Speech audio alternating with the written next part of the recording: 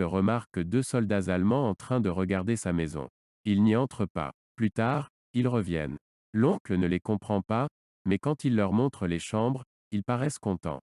Le lendemain, les soldats reviennent pour installer du matériel dans les chambres. Ils mettent les chevaux dans la grange. Un soir, quelqu'un frappe à la porte, la nièce vient ouvrir. C'est un soldat allemand, il dit s'appeler Werner von Ebrenack. Il dit qu'il est désolé d'avoir réquisitionné leur maison, mais que c'était nécessaire. Il dit qu'il ne connaît pas le chemin pour aller à sa chambre. La nièce lui montre le chemin, cependant sans lui adresser un mot. De retour dans la pièce, l'oncle confie à sa nièce que cet homme a l'air convenable. Le lendemain, la nièce et l'oncle croisent l'officier tandis qu'ils sont dans la cuisine. Il leur parle, mais ils ne répondent pas. Le soir, Werner revient à la même heure que la veille. Il leur dit que s'ils le veulent, ils peuvent laisser cette porte fermée et qu'il passera par la cuisine. L'oncle et la nièce, d'un accord tacite, décident de laisser la porte ouverte pour ne rien changer à leur attitude. Pendant plus d'un mois, l'Allemand leur sert chaque soir des banalités. Un soir, l'oncle remarque que Werner est en retard. Trempé, il s'est d'abord changé en civil avant de venir les voir. Il se chauffe à leur feu et se livre à des confidences plus poussées. Il dit que le temps est plus rude là où il habite. Il dit que depuis son enfance, il aime la France. Son père aimait aussi beaucoup ce pays. Il pensait que l'Allemagne et la France allaient s'unir, mais qu'il a été déçu par la défaite allemande lors de la Première Guerre mondiale. Le père de Werner a fait promettre à son fils de ne venir en France qu'en la qualité de soldat. Werner raconte qu'en plus d'être un soldat, il compose de la musique. Il voit la guerre comme un mal nécessaire d'où il sortira une union positive pour les deux pays. Après son départ, l'oncle dit à la nièce qu'ils sont peut-être trop durs à ne pas lui adresser un seul mot. Le soir suivant, il revient toujours habillé en civil. À chaque fois qu'il vient, il leur adresse toujours un mot. Un soir, il se dirige vers la bibliothèque et il cite des auteurs français. Il dit que pour les autres pays étrangers, un seul auteur vient en tête alors que pour la France, il y en a une multitude. Il trouve que c'est la même chose pour les compositeurs allemands. Une fois arrivé en France, Werner a vu que les Allemands étaient bien accueillis. Il a donc pensé que la tâche serait facile. Il a très vite remarqué que les gens ne faisaient pas ça, car ils aimaient les soldats allemands, mais par lâcheté, ce qu'ils détestent. Il dit qu'il est content d'avoir trouvé dans cette maison, des gens qui ne collaborent pas, comme il le dit, un vieil homme digne et une jeune fille silencieuse. Werner compare la situation de la guerre à l'histoire de la Belle et la Bête. La Belle serait la France et la Bête, l'Allemagne. La Bête retient enfermée la France, mais sous ses airs féroces, il y a une âme qui est belle. Sa transformation en un être humain ne dépend que de l'attitude de Belle, c'est-à-dire de l'attitude que peut avoir la France envers l'Allemagne. Leur union amène quelque chose de positif. Un soir que l'oncle est dans la chambre pour y prendre quelque chose, il entend l'harmonium. Sa nièce n'a pas joué de cet instrument depuis la débâcle. Il croit que c'est sa nièce qui s'est remise à jouer, mais en descendant, il se rend compte que c'est Werner qui joue. Le soldat qualifie cette musique de surhumaine, au-dessus de l'homme. Werner dit qu'il attend que la France l'accueille. Il dit que lorsque l'on vient en tant que conquérant, la France ne donne rien et on ne peut rien lui retirer. Pour lui, il faut que la France décide d'aider elle-même l'Allemagne qui en a besoin. Werner raconte qu'il s'était presque fiancé à une fille. Il se promenait en forêt, il s'extasiait devant la forêt. Puis la fille a pris un moustique qui l'a piqué. Elle a décidé de le punir en lui arrachant ses pattes une par une. Werner raconte que l'Allemagne est aussi comme cela, il dit que c'est parce que les Allemands sont seuls. Werner explique aussi qu'il ne se joint pas aux hommes politiques, que cela nuit à sa musique et que cela lui laisse sa conscience tranquille. Il pense que la France va guérir les Allemands et les rendre plus purs, mais que pour cela, il faut que la France aime l'Allemagne et vice-versa. Un soir, Werner leur apporte un Shakespeare où il est dit que Macbeth se fait obéir à la crainte et non à l'amour. Il raconte que dès le lendemain, qu'il sera absent durant 15 jours, car il va à Paris rejoindre des amis. Après Paris, l'Allemagne revient à la maison, mais il ne vient pas tout de suite les voir, ce qui travaille l'oncle. Un jour, l'oncle doit aller à la commandanture. Il rencontre Werner, ce dernier le voit, mais il est incapable de prononcer un mot. Le soir, la nièce devine que l'oncle sait quelque chose, mais elle ne le questionne pas et il ne lui dit rien.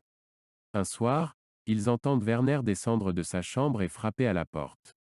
Il n'entre pas et attend une réponse. L'oncle, après bien des hésitations, lui dit « Entrez, monsieur », ce sont les 2 seuls mots qu'il va lui adresser de tout le roman. Werner vient en uniforme et son esprit a l'air tiraillé. Pour la première fois, il bégaie. Il dit que tout ce qu'il a dit ces derniers mois, il faut l'oublier. À Paris, il a compris que l'Allemagne ne voulait pas s'allier à la France, que c'est un moyen de tromper les Français pour qu'ils se plient plus facilement, ce n'est qu'une duperie. Le but des Allemands est de détruire la France. Ils empêchent aussi les livres français de passer la frontière. Werner raconte qu'il a vu un de ses amis avec qui il a passé beaucoup de temps plus jeune, c'était un poète. Son ami lui a dit qu'ils allaient combattre les Français soit en les endormant avec des promesses, soit par la peur. Werner les prévient qu'il va aller sur le front et qu'il partira dès demain. Il leur dit adieu et la nièce pour la première fois lui dit un mot, adieu. Le silence de la mer a été publié en secret sous l'occupation allemande en 1942. C'était une manière, pour Vercors, de dire ses positions et son refus de collaborer. Comme il le dit, en 1941 j'ai pris pour la première fois la plume et écrit le silence de la mer parce que personne ne le faisait et qu'il fallait bien que quelqu'un se décidât. J'ai écrit cette histoire parce qu'il fallait que subsistât, pour l'avenir, le témoignage qu'une conscience française pouvait, en pleine guerre, décider sans haine de lutter jusqu'à la mort, et aussi pour qu'à l'étranger on ne doutât pas plus longtemps de la fidélité de la France à sa destinée spirituelle, et aussi pour aider les consciences encore hésitantes à surmonter la tentation diabolique de céder aux avances d'un vainqueur implacable, et aussi pour conforter les consciences plus fermes en leur prouvant qu'elles n'étaient pas seules et probablement pour maintes autres raisons moins explicites. Le livre devait être publié initialement en 1941 dans une revue qui s'appelait La Pensée libre. La Gestapo a tué des gens de cette revue et a détruit le matériel. C'est de là que Vercors a eu l'idée de créer les éditions de Minuit qui a édité des auteurs sous l'occupation allemande. Cette histoire est incroyable. C'est un huis clos. Tout se passe à peu près dans une même pièce, au même moment de la soirée. C'est pratiquement toujours la même personne qui parle. Il s'agit plutôt d'un monologue et qui est bien souvent plat quand Werner parle du temps ou de la température. On dirait que cette histoire est un conte. L'histoire est courte, non complexe, les phrases sont simples et pourtant, elle a une visée universelle, un message à faire passer. Elle peut s'appliquer à bien des situations. Cette histoire est intéressante, malgré le fait qu'il ne se passe pas grand-chose dans ce roman puisqu'il n'y a que les venues de Werner et ses monologues. L'oncle et la nièce sont toujours dans leur fauteuil, ils ne font rien d'autre quand Werner arrive. Ils ne se déplacent pas dans la pièce, sauf pour le moment où l'oncle descend de sa chambre pour aller dans la pièce. Sinon, c'est toujours Werner qui va vers eux, ce n'est jamais l'inverse. Par contre, l'oncle et la nièce ne cessent jamais de faire leur activité. La présence de l'Allemand ne leur fait pas changer leur habitude, car s'arrêter reviendrait à prendre en compte sa présence. Dès les premières fois que Werner vient, on s'aperçoit qu'il a un beau physique. Il apparaît comme quelqu'un de grand et d'impressionnant physiquement. Qu'il parle un bon français malgré quelques petites erreurs. Qu'il aime la France. Qu'il est cultivé. Qu'il est poli. Il s'excuse par exemple de sa présence. Qu'il ne donne jamais d'ordre. Il construit toujours ses phrases de manière à ne pas avoir de réponse. Par exemple, il dit « Je pourrais maintenant monter à ma chambre, mais je ne connais pas le chemin ». On a souvent reproché à Vercors d'avoir fait un Allemand trop humain, mais c'est justement là que se présente tout l'intérêt de la chose. Si l'Allemand avait été une brute, le silence aurait été plus facile. Il est plus difficile de ne pas parler à un homme qui est aimable, poli, qui fait la conversation pour rendre sa présence tolérable et qui semble aimer la musique et la littérature.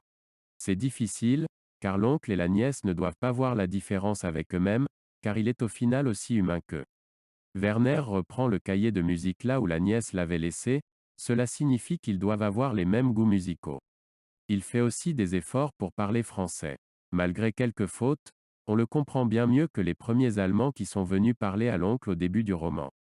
Werner est quelqu'un qui fait tout pour s'intégrer, pour ne pas froisser des personnes aussi, car chacune de ses phrases n'attend pas de réponse. Il est difficile de ne pas lui parler, car on oublie qu'il est un soldat allemand, on oublie qu'il est un ennemi, et surtout habillé comme un civil, on se rend bien compte qu'il aurait pu être un habitant lambda du village. Au total, l'oncle et la nièce ne lui auront adressé que 3 mots. Entrez monsieur, et adieu, mais ces 3 mots ont toute leur importance. Ils sont limite plus importants que tous les bavardages de Werner. Ils avaient pour projet de ne pas lui adresser la parole, et ils ont cédé, il lui parle finalement.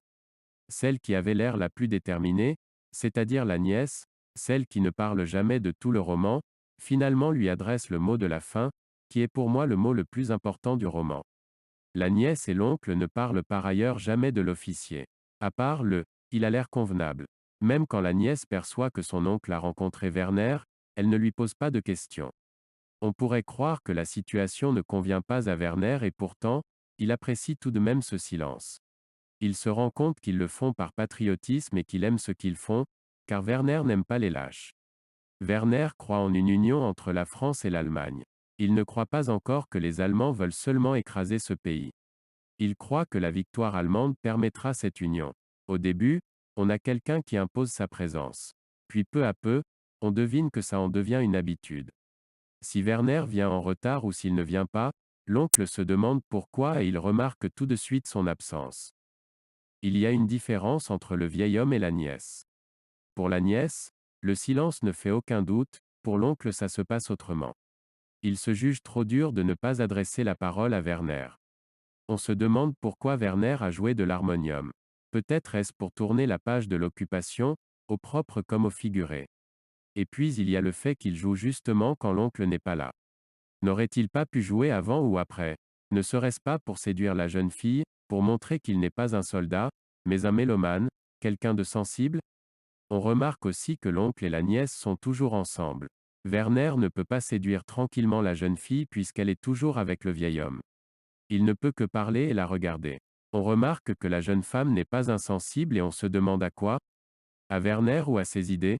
Aux deux, elle rougit quand il la regarde, ou elle pâlit, quand elle craint que Werner fasse quelque chose ou ne le fasse pas. Parfois, elle modifie ses mouvements. Quand Werner parle de sa quasi-fiancée, ça se sent que cela ne plaît pas à la nièce, car son fil de couture se casse. Le silence ici a plusieurs significations, il représente le fait de cacher ses véritables pensées à l'ennemi. Parler serait collaborer que ce soit pour des banalités ou pour des choses plus graves. Il vaut mieux ne rien donner comme information, sinon cela peut se retourner contre soi. En se taisant, ils ne trahissent pas leur peuple. Il faut y voir comme une marque de mépris. Ils font comprendre à l'autre qu'ils n'existent pas à leurs yeux. Puisqu'ils ne peuvent pas refuser aux Allemands d'habiter chez eux, ils font au moins le silence pour montrer leur résistance.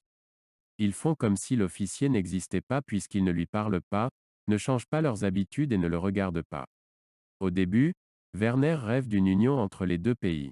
Après sa visite à Paris, il se rend compte de la véritable intention des Allemands est de tuer le pays en annihilant sa culture. Finalement, dans une troisième phase, il abandonne ses rêves. C'est un peu rapide. On ne comprend pas pourquoi, comme ça d'un seul coup, il les abandonne alors qu'il semblait y accorder beaucoup d'importance.